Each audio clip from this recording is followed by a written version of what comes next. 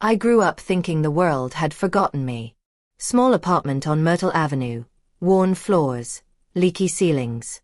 I learned early that life doesn't hand you chances.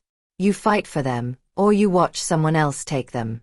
Then, one rainy evening in Prospect Park, everything changed. I was hurrying down the street, soaked, clutching my bag, when I collided with a man. He steadied me with a calmness I couldn't place, his eyes locking on mine as though he could see my story written in my face. That was the first moment I met Alexander Kane. He wasn't just kind, he was magnetic. He offered me hope without explanation, a promise I couldn't yet understand. He became my secret ally. Quietly, he paid for my tuition at Brooklyn Technical College, lent me books, and even arranged tutors. I felt guilty at first, ashamed to be helped by someone so far above my world. Yet, each time our eyes met, I realized he didn't see me as someone needing charity. He saw me as someone with untapped potential, and maybe he saw something in me even I had not yet discovered. At the university library near Grand Army Plaza, he was always there, sometimes just across the room, sometimes sitting silently on a bench while I struggled with assignments. I tried to hide how much I noticed him. His presence was like a current beneath my skin, thrilling and dangerous all at once.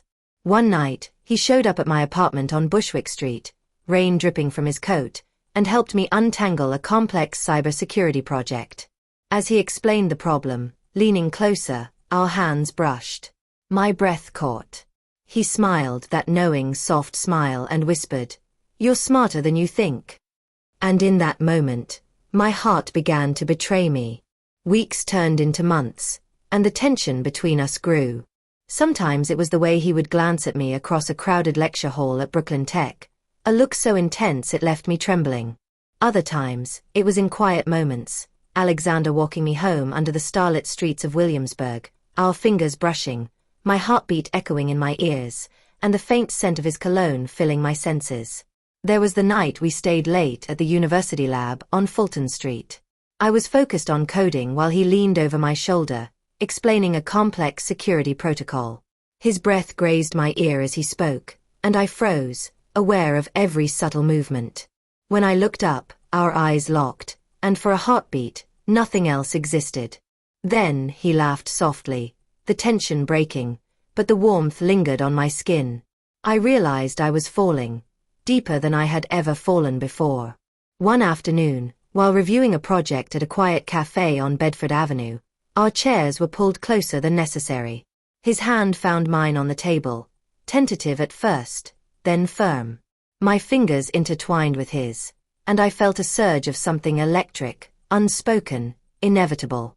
We stayed like that for minutes, neither saying a word, just feeling the pulse of the other. It was on a rainy evening, the kind that makes the city feel intimate and secretive. He appeared at my apartment with a bouquet of white lilies, their petals still glistening with rain. "I couldn't stop thinking about you," he said softly, eyes searching mine. I wanted to run, to deny it, to protect my fragile heart, but I couldn't. I stepped closer, and our foreheads touched. The world outside blurred. His lips brushed mine in a whisper of a kiss, and the universe shifted. That was the moment I knew this was no ordinary love. One night, while I was working late at Cybertech Labs in downtown Brooklyn, there was a soft knock on my apartment door. Alexander stepped inside, rain dripping from his coat, eyes intense. He looked at me as though seeing my soul for the first time. "I've watched you grow," he said, voice low. "I've seen every late night, every struggle, every triumph. You are extraordinary, and I cannot imagine my life without you." He knelt before me, a velvet box in his hand, and my breath caught. "Will you marry me?" His voice trembled slightly. I wanted to laugh, cry, scream, say yes 1,000 times at once. My hands shook as I whispered yes. And in that embrace, the city outside faded away. All my years of struggle, my doubts, my fears, led me to this moment of overwhelming love.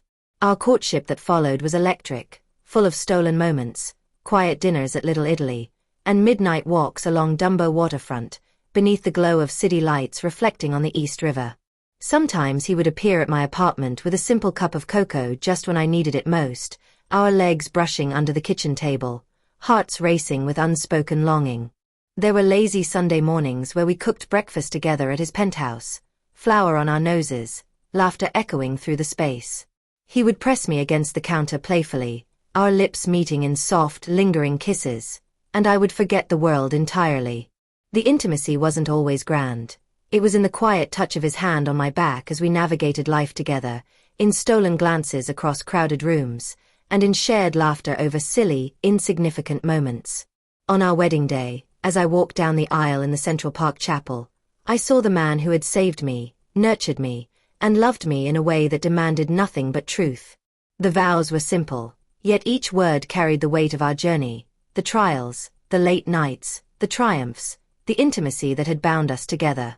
Alexander held my hands, our eyes locked, and I felt the pulse of every memory, every stolen kiss, every quiet night of shared dreams, and I realized love is not about wealth, nor grand gestures, nor perfection. Love is the quiet presence in the middle of chaos, the hand that lifts you when life wants to break you, the soul that refuses to let you settle for less than you deserve.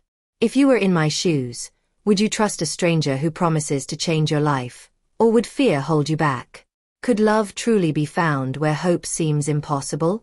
Tell me your thoughts in the comments below. If this story touched your heart, make sure to like, share, and subscribe.